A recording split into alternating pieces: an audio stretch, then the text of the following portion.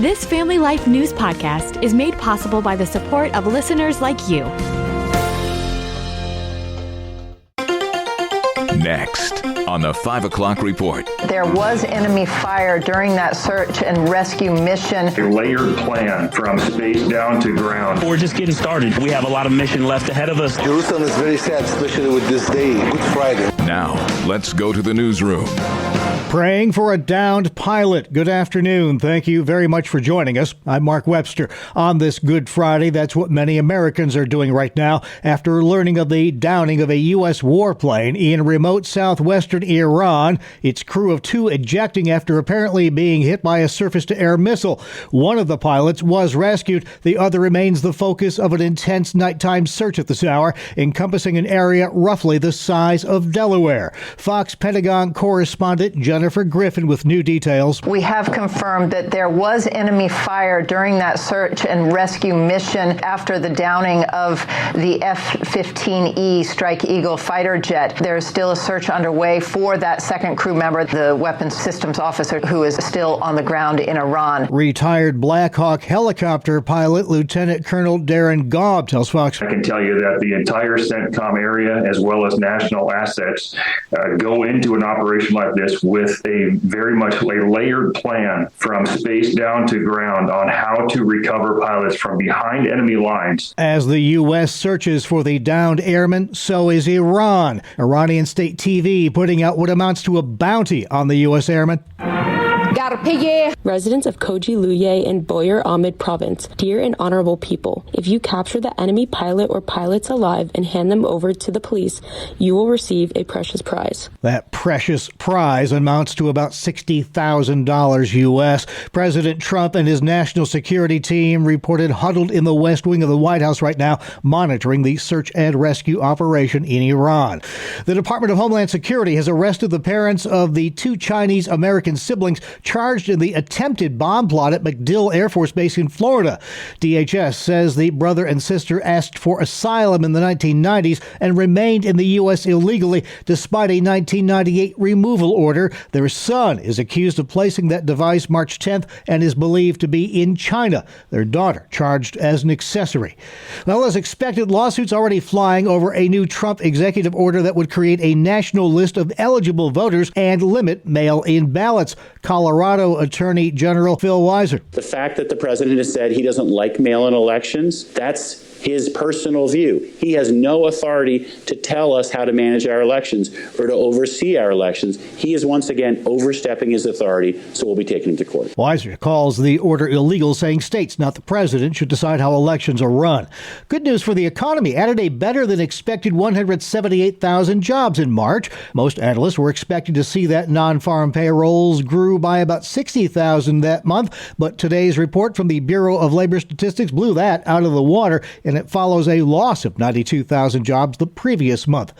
They're lunar bound, the crew of Artemis 2 on cruise control for their planned orbit of the moon a few days from now. They shared the excitement from orbit before they left the pull of Earth. We all wanted to give a shout out to our families first because we are pretty far from Earth and we have not gotten to say hi to them yet. Having just experienced incredible views of planet Earth and seeing the entire planet out the window in one pane, knowing that we're about to have some similar views of the moon in that same way is definitely getting me more excited for it. We're just getting started. We've worked really hard and we have a lot of mission left ahead of us. That lunar orbit is planned for Monday. Now, for those of us confined to less exotic modes of flight, airfares are at a higher altitude right now than usual due to rising jet fuel costs that due to the Middle East war. The U.S. airlines are looking at a fuel bill right now in the last 3 weeks that they weren't counting on of $11 billion. And they're not going to just eat that. They're going to pass it on to us. That's travel editor Peter Greenberg, who says expect to see a 20% increase next time you book a flight. Anybody who's got summer travel plans, we're talking from now through September,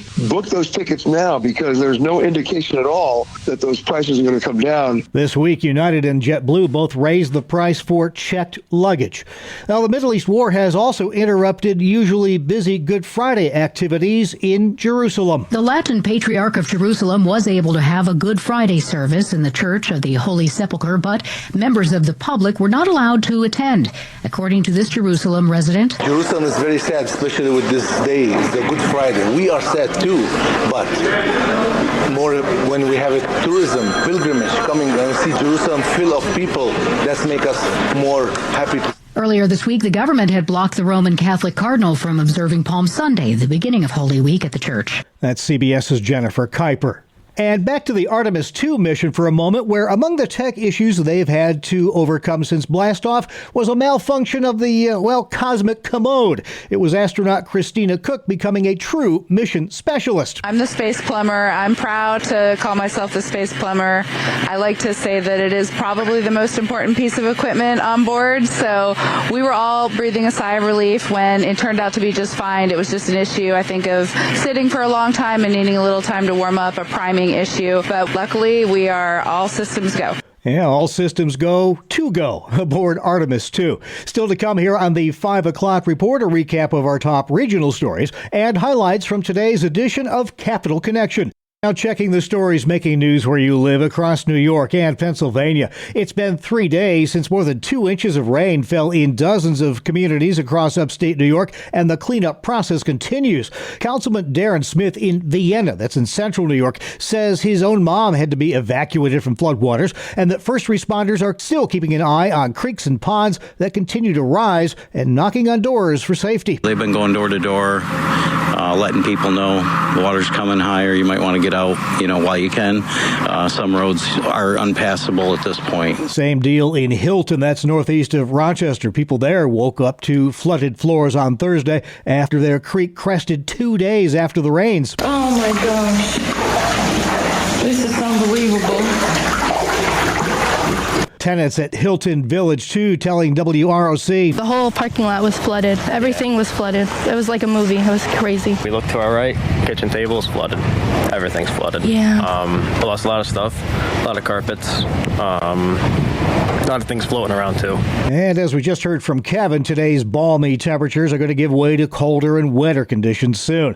15 New York State senators are asking Governor Kathy Hochul to suspend the state gas tax. Family Life's Sarah Harnish has the story. The senators signed a March 31st letter asking the governor to issue a suspension in the taxes in response to rising fuel costs caused by the war in Iran, saying it's disrupted the lives for New Yorkers statewide, from commuting to industrial production to tourism.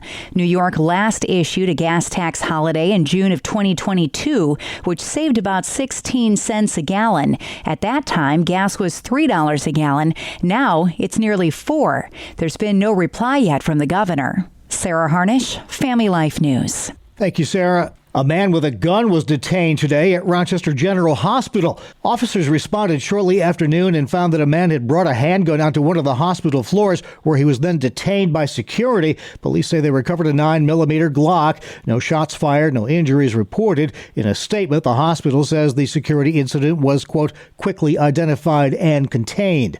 Now to Pennsylvania, where a state lawmaker is proposing a 6-month sales tax holiday on firearms and ammunition.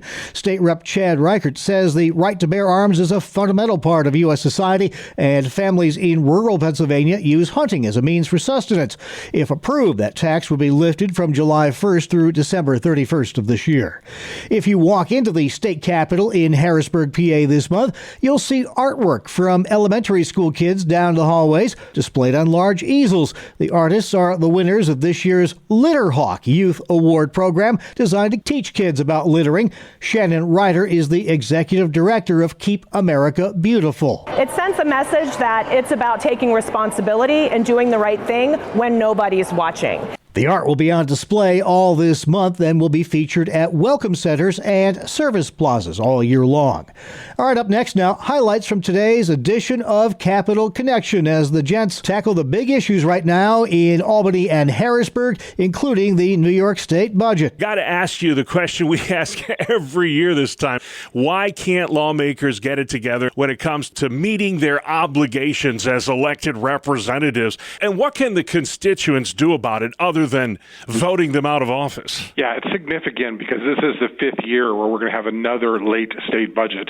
We have not yet had an on-time budget under Governor Kathy Hochul, and I think that indicates why we're having the problems that we are, is the governor insists on putting policy in the budget.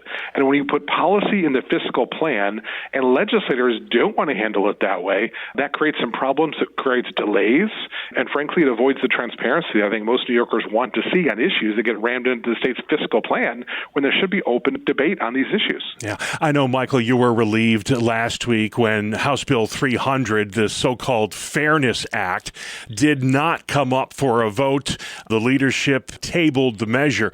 Why did the Democrats decide at the last minute to do this? Well, very simply put, Bob, in the end, they didn't have the votes to pass it, and its prime sponsor, Democrat Malcolm Kenyatta of Philadelphia, said so in a news report. So rather than seeing it go down to defeat, they set it aside, possibly to bring it up yet another day. This has been a proposal that we at PA Family have been fighting now for 30 years. It comes up every session, and what brings us to victory against this dangerous LGBT agenda bill is the voice of concerned citizens like those listening to the broadcast today, using their voice and telling legislators to vote no. We logged more than 4,000 such contacts in this year's battle against HB 300 alone. That's what made the difference, so my message to your listeners is keep it up. It's working. Yeah, and I took some of those phone calls, Michael, and it's great to see people get involved because of what you're saying on this program. It makes a huge difference, so we applaud our audience for doing that. I know, Jason, you're pleased. The Supreme Court decision, huge ruling,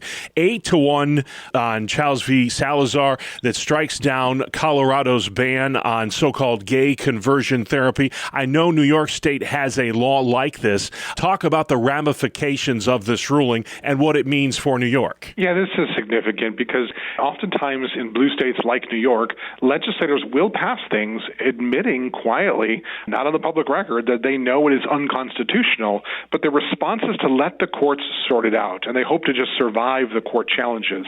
Well, this is a great example of how the bill that was passed was likely going to be found unconstitutional, and so where the legislature in New York will not take action to undo this, the Supreme Court is saying, hey, wait a second, we have some problems here with free speech issues. This is an issue that will help people all across the state that are experiencing unwanted same-sex attraction. They can receive the talk therapy that they want, and remember, it's talk therapy. We're talking free speech, and if they want to have help with their unwanted same-sex attraction, they should be able to go to a counselor and get help in that area. Yeah, we had an attorney on yesterday from ADF, Michael, said this is big because not just counselors, it's pastors, it's Christian school educators. This deals with a whole gamut of things. I know Pennsylvania doesn't have this kind of a ban like New York does, but your reaction to this ruling and what it means to the Commonwealth? Well, I'll say first of all that we don't have a state law like exists there in New York. We do have state regulations through the state licensing board that license the medical professionals, licensed counselors, that in effect create the same sort of ban. So this is something I'm even talking to our lawyers here at the Independence Law Center to say, okay, we have the Supreme Court ruling. What are we going to do about it now here in Pennsylvania to provide the freedom for the professionals, but also then for the clients that are looking for the help that they really need? Yeah, some case law for sure here to work off of going forward. Yeah. Charles v. Salazar.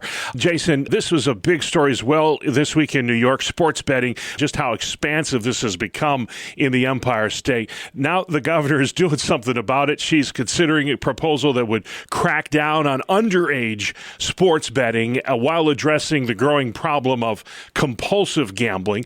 Explain, if you would, this action plan and whether or not you think it will work if implemented. Well, first of all, let me say that I am thankful and grateful that the governor is seeing a problem with mobile sports betting and with sports gambling. The problem I have with the action that's being taken, though, is that essentially this is another case where government creates the problem and then years later comes back with their idea of solutions and how to fix it. And we've seen this with marijuana. We see it with sports betting. We're likely going to see it with assisted suicide when it's enacted. Government creates the problem and then says, look at us, we're doing good things. We're trying to fix the problem that they created. There are problems with advertising in sports gambling, for example. You cannot watch any of these events without seeing that mobile sports betting. And oftentimes it is geared towards children. And so the governor, who has taken an interest in trying to protect kids, at least in some areas, is taking action in sports gambling, trying to rein it in. Thank you, gentlemen. You can hear Hear the entire Capital Connection and all of our Family Life original news features at Apple Podcast, YouTube, Spotify, and FamilyLife.org. This is the 5 o'clock report on Family Life. It's Good Friday, a day that changed everything. Hi, I'm Rob West with a Faith and Finance Minute. As Jesus hung on the cross, he cried out, "Tetelestai," it is finished. In the first century, that word was written across a bill when a debt was paid in full. Think about that. On the cross, Christ declared your sin debt canceled, completely satisfied, nothing left outstanding, no balance remaining.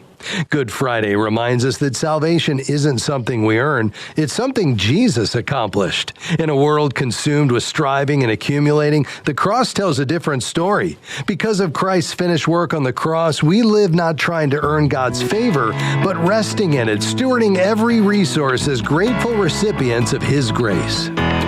Discover the best Christian financial articles, podcasts, and videos by visiting our website, faithfi.com, or by downloading FaithFi, Faith and Finance from your app store. Thank you very much, Rob. Finally at 5, Lois Mayo is an 80-year-old woman who, tired of the California lifestyle, one day loaded up her possessions and her 2 cats, Vanilla and Bubs, and pointed the SUV east, bound for Murfreesboro, Tennessee, just because she'd heard the people there were nice. You gotta follow your dreams, and life begins at 80. She tells WTVF she'd never even visited Tennessee before, but had faith that somehow everything would work out. There's angels everywhere. I'm good. How are you? She's my angel.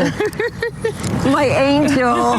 The angel in this case was Paris Barnes, who works at the local Walmart. That's where they met, and then they talked, and Paris says somehow she just knew she was supposed to help out Lois Mayo. I wholeheartedly think that it was meant for you to step into that Walmart and that you were meant to meet me and that God is using me to help you. I'm gonna cry. I love you. I'm gonna cry. Paris set Lois up in a motel first, then started a GoFundMe for her until her Social Security checks could catch up with her cross-country move so she could find a more permanent place to call home once again. And that's the world we live in for April 3rd, Good Friday, 2026. Thanks again for joining us. Have a blessed night and a blessed Easter. I'm Mark Webster, Family Life News. Thank you for listening to this Family Life News podcast. If you've been encouraged by what you've heard, please share it with others and click the subscribe button to automatically receive future episodes. Family Life is a listener-supported ministry. Podcasts like this are made possible by your financial partnership. Find out more at familylife.org.